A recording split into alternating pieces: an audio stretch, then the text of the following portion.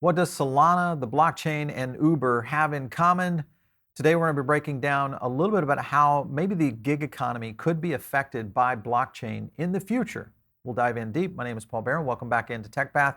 Let's get into it today. I do want to thank our sponsor. That, of course, is Binance US. Make sure and jump over to Binance.us. If you are looking at a new exchange, this is the one for you. We, of course, have tested almost everything out there. This is actually my personal favorite. One thing you can do on Binance US is do some crypto staking. And since we're talking about Solana today, let's go stake some Solana. Right now, it's currently at 7.5% APY, so that's one good advantage. Of course, if you're an ETH holder, big ETH staking at 6%, and even Cardano at 4%. So my personal favorite, Matic at 9%. If you're looking at a long-term hold, this is kind of one of those things to do. So again, just get onboarded on Binance. Make sure and use our link below because it does help the channel out. And it's a great platform for you guys to get into it. Maybe you're brand new into crypto. This should be your first exchange to jump onto. Let's get into it today and let's talk about where Solana and the potential of ride sharing might be going. And more importantly, the gig economy as a whole, because there's a lot that I think a lot of people, when you look at blockchain in general, almost all of the technologists I talk to, blockchain is always brought up in a conversation about it will revolutionize or possibly disrupt a lot of these major industries. And of course, ride sharing and the gig economy is one of probably the biggest industries out there. I want to go to this block story. And it's former Uber employees basically coming in and they're backing a new startup. So they raised $9 million to decentralize ride sharing. A little bit about this startup too. There's a few key points in here. It's called DAC, Decentralized Engineering Corporation. It's a software development company. They're grabbing $9 million for trying the hand at decentralizing the ride sharing protocol. So the plan is to develop this platform called Trip. It's a new protocol built on the Solana blockchain. It'll be used for basically multiple mobility applications. I imagine this will start to seed into a lot of different kind of next generation apps that are out there using this or using the gig economy right now. And I think the obviously the big one being Uber, pretty much the 800-pound gorilla. It'll be interesting to see how this all connects. Here's another point on the article they were talking about. You can have multiple rideshare operating companies and multiple clients connecting to the same network, working together, creating a marketplace. So intriguing. Paul Bohm, who is the CEO and founder of DEC, he says he's opposed to Uber, which is a singular monopoly that no one can compete with, no one can build on, and no one can innovate or change.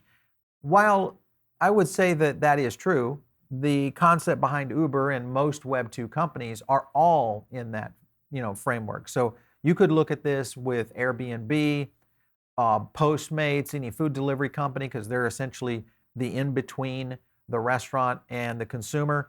And if this is the potential where we're going to talk about something that is going to enable networks, then I would see blockchain as being something that could potentially go in this direction. Now, one thing I would say though, $9 million is just not going to do it. I mean, this is probably a $100 million minimum venture to really accelerate this at a pace in which you'd be able to enter the market in the right time. But the amount of marketing, the 100 million isn't necessarily for the development. Sure, let's go build the framework. Maybe that's for where the 9 million will go. But getting into the marketing aspect, this to me is really what these companies are all about. You go back to the article, Bohm has years of experience working on peer-to-peer networks. He founded a food delivery company in Austria. While that's great, food delivery company in Austria, definitely not to the size of someone like a Postmates. Now, sure, there could be some innovation there, but he hasn't seen scale. And scale is one of the things, if you're going to get into this in a big way, that's probably the hardest thing to do. If you listen to Elon Musk or Travis Kalanick, who's the former Uber CEO, those are the things they talk about all the time. Building a product that has limited use case, limited release is one thing. Building at scale is a completely different animal. So he did help make simulations for how many cars Uber would need to cover a city this was with former Uber CEO Travis Kalanick at the Jam Pad, which is really kind of an innovation thing they had. The Teleport, which is kind of the platform they're looking at building, individuals can access marketplace for ride requests. So this will be cool. And then BOEM will pilot Teleport both at Breakpoint, which is Solana's big conference in Lisbon, and then also down here at Art Basel in Miami. So I'm going to try this. I'm going to see how this performs. And if this has real use case, you'll be able to tell if it can scale fairly easy, I think. And if you guys have ever tried this, and maybe for those of you attending Lisbon and going over to the Solana event, if you get a chance to try this, tweet me. Take a small video, anything. We're going to try to get BOEM on the show to talk about this a little bit more, because I do think this has some really interesting potentials. Here's their website, Teleport, decentralized rideshare, supercharged, built and owned by network participants. So again, blockchain in theory. Trip connects the drivers and riders, which is kind of the architecture. Think of that as the the God version of Uber. And it enables all of that to simply kind of getting past the scenario that you deal with on the scenario with Uber, which is having to deal with geolocation, all the mapping components. Now, the question I have, because there's a lot here, and we could go deep on this, but the question I have would be, how do they get the data science to be able to understand all of the things that Uber is analyzing to maximize driver efficiency and be able to maximize the user experience? Because all that has to kind of happen at the same time. And it's usually done by historical. It's kind of like with Tesla. They're mapping all these miles to improve FSD, full self-driving. And they're gathering this data, crunching this through supercomputers, and then spitting back out algorithms and performance data that would essentially kind of map that up to make the service what it is today. So I think that will be the biggest problem. Now, there is a statement here that was from Vitalik. I want to highlight this too. Most technologies tend to automate workers on the periphery doing menial tasks. Blockchain automates away the center. Instead of putting the taxi driver out of a job, blockchain puts Uber out of a job unless the taxi drivers work with customers directly. This is true. Now, this is a problem that I think the entire blockchain industry faces. And I don't know that a lot of people talk about this enough. Even Bitcoin to a certain extent. When you have a decentralized platform that is so decentralized, there is no real function of directed marketing. Now, you do have marketing because you have everybody that's out there contributing to that network kind of marketing and patting their own bags kind of scenario. But when you look at strategic marketing to be able to move to the next level, especially around mass adoption, typically that's going to be through a marketing program and a program that would really enable that. That's where Uber really has kind of the strength. Same thing they did with Uber Eats. They were able to pretty much pile in a marketing campaign to draw in users to be able to be that middleman between the restaurant industry. And I think all these gig economies are built on that. Look at Airbnb and how they've been able to do that with the hosts and the various experiences, etc. All that is a marketing tool, and really the technology is a subset of what they're doing. So if this is going to succeed, Teleport is definitely going to have to be able to handle that, or at least some sort of decentralized marketing component needs to be implemented. That is something that I've continued to do a lot of research on, is decentralized marketing and how that really could be utilized in blockchain in the future. Because I think with decentralized marketing, if it is done correctly, much like in the framework of how a blockchain is done for just not only validating the block itself, but being able to run and connect users and wallets and exchanges and all that. Imagine if you could have that kind of scenario play out in a marketing world. So interesting stuff. Here was a tweet by Teleport, turning ride sharing into a protocol.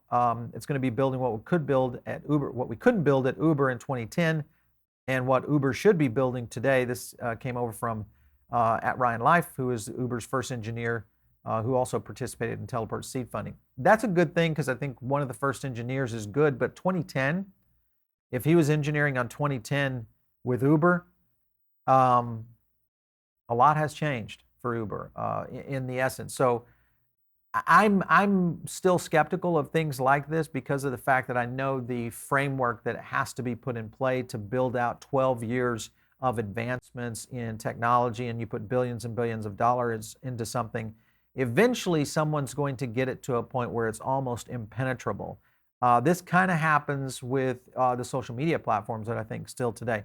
So if blockchain can break through and gets a chance, I'm all for it. The question is whether or not it can really perform on the backside. I want to go over to this story right here. Talks a little bit about the Web3 as the solution to Uber's problem with hackers. Now, this would be a real use case scenario, which is something that Uber should be implementing anyway. And the problem there has been all about the data that gets centralized in all of these Web2 platforms. And they call them the hackable honeypots. That's really kind of what it boils down to. So Uber's track record right here for data breaches, not great. Definitely has had problems. But their data breach, not necessarily out of the ordinary. Web2 apps are ubiquitous here with really running into this as a problem on an ongoing basis. DoorDash has suffered this, Facebook, everybody that is in Web2 today. Banks, you name almost any major corporation that centralizes data has been a target of hackers. And I don't think this is going to go away anytime soon. So a Web3 solution that could possibly stack on top of these Web2 scenarios, which is something we've talked about many times here on the show, it definitely could have a real opportunity. That would be the question for me is, will we see a Web3 platform like Teleport kind of make it to this next level, or will we see these Web2 guys just advance what they're doing into Web3 and blockchain to really kind of change the game? I don't know. This will be an interesting one to watch. So a Web3 Uber would look and feel pretty much the same on the surface. That would be a good thing. And then below the deck, however, it would be very different beast. All the benefits of Web3, such as decentralized governance, data sovereignty, and inclusive monetization models, systems that distribute earnings democratically, all engineered below the surface. This is a utopian theory, and I feel like we are a long ways before we will see that in a scalable mass use product like Uber. Now, it is possible we could see a breakthrough, sure. There's always that. But I think for this to really break through all those barriers, just to go back to that article, because this is something that was a good statement here. Decentralized governance, that would be one. Let me zoom in on this. Data sovereignty, so who owns that data? It's you, most likely the user. That's something that I think Uber also could start to run into, because it's a problem that Uber Eats has right now. They still own all the data, so they don't transmit, for the most part, don't transmit that data to the third party, which in most cases for Uber Eats is a restaurant. That's a big problem because it limits the restaurant of being able to do data science on their own user base, which is who's using the product. That I would agree with. But getting to that data sovereignty is going to be very interesting for sure. And then inclusive monetization models. I mean, this is going to be an area that I think is going to have to prove itself out in blockchain in the future, because I just don't know how that will apply to capitalistic components. Now, it doesn't mean that this can't become a fully decentralized component for a Web3 type application for gig work. It definitely could. And if you got enough traction on it for gig workers and then the users, depending on the marketing, yeah, it could happen. So that's a good potential, I think, for the future. I just don't know. It's going to be a hard road. You think Uber had a hard road with regulation? This will be a hard road in terms of adoption. In the case of Web3 ride hailing, it also pertains to retaining ownership of your data and ownership of the apps, underlying networks, and the vehicles themselves. That, I think, is going to be an ongoing scenario that will continue to develop. I think there was one more statement in here I wanted to get to. Yeah, here, Web3 also enables a new kind of sharing economy, one where anyone, anywhere is able to own the vehicles being used by ride-hailing apps and any other kind of vehicle. Focused app via machine non-fungible tokens, and then tokens would represent owners over pools of real-world vehicles. Again, this definitely has the framework of potential, but again, getting to that adoption phase is going to be pretty critical. There are a few other companies that are doing some things like this. Here's one called Drive, the Taxi 3.0, ride-hailing and reimagine. At least they seem to be further along.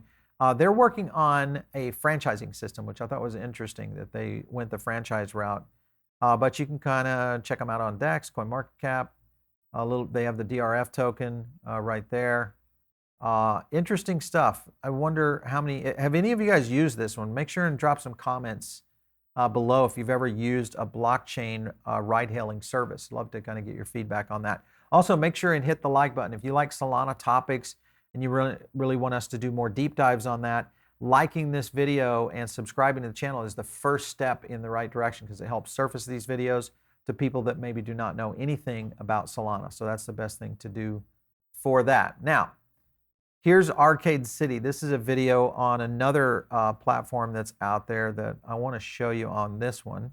And this one kind of shows a little bit more about how it's utilized within the app itself. Again, this one is not out there just yet. This is all basically kind of wireframe, but they're in the process of building this. And I think it's, I'm very pro technology that moves in this direction, but the speed in which this is going to need to really go forward to get out there into the next level is going to be pretty critical, I think, in terms of adoption and just the overall customer experience. You can kind of see the way they're playing this out there. So join Arcade City. Very early days around all of this. So I'm very intrigued at the very minimum of where this is going. So here's Web3 experts are losing trust in Solana. So if we're going to talk about Solana, we got to talk about the problem with Solana itself.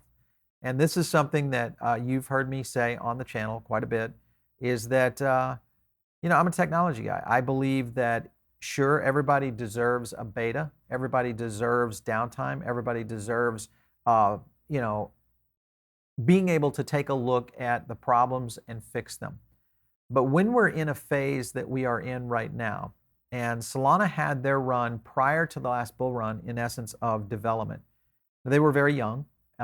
So I'm gauging everything on Solana in terms of my observation right now, because when the markets are down like this, head down, developing and fixing all these problems and getting to the next level is the key. And if Solana does pull it off, it has to be done in this bear market. It cannot go into the next bull run doing these kinds of things if it's going to look at mass adoption. Granted, great ecosystem, fabulous NFT platforms, amazing looks and feels, great marketing. It's all there. It's all there. But this blockchain has to really get going for sure. About 33% of industry experts have revealed that they are losing trust with the Solana team, mainly due to the network outage issues. This is a problem when you start to lose the faith of the industry. The growth trajectory here, Sol is in recovery mode. This is not where they should be. Its problems will be short-term and have been shared with many other players. It has potentially positive longer-term future. This is at least the positive things that are being said. Sol has one of the strongest communities. I agree with that. Typical large amounts of centralization are at the heart of the problem. That also I would agree with. And then a few other things. Solana continues to record significant growth with Solana base transactions hitting now over 100 billion.